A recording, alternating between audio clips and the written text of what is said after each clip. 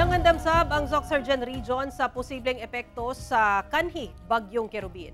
Atong saro ng detalye niini sa live report ni Efren Mamak. Efren.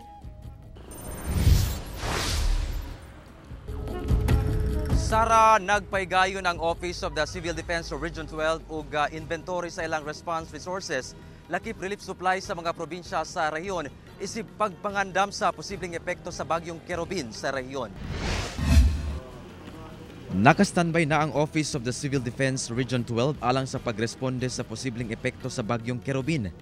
Gani sa mismong buwatan nga ana sa General Santos City, nakaandam na ang non-food items.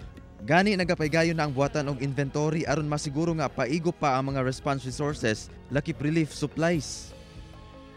Meron nga ang instructions na ibinigay sa lahat ng mga probinsya yung kanilang paggawa ng kanilang mga inventory ng kanilang mga resources and supplies as well to ensure na meron tayong enough supplies para ibigay doon sa posibleng maapektuhan. Gipaniguro sab sa buwatan nga paigo sab ang maong mga response resources lakip relief supplies sa mga local government units sa rehiyon.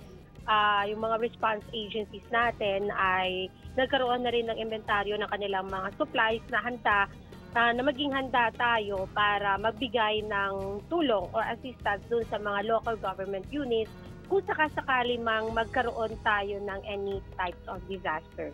Sa tala sa DENR Mines and Geosciences Bureau, dunay 62 ka mga barangay gikan sa 12 municipalities sa upat ka mga probinsya sa rehiyon ang prone sa flooding o landslide. Busa panawagan sa OCD-12 ngadto sa mga posibleng maapektuhang residente nga mag-igmat og sundon ang abiso sa LGU. So palagi tayong mag-ingat. Maging alerto tayo na kung kinakailangan lumikas ay lumikas agad tayo at pumunta sa pinakamalapit na mga evacuation sites.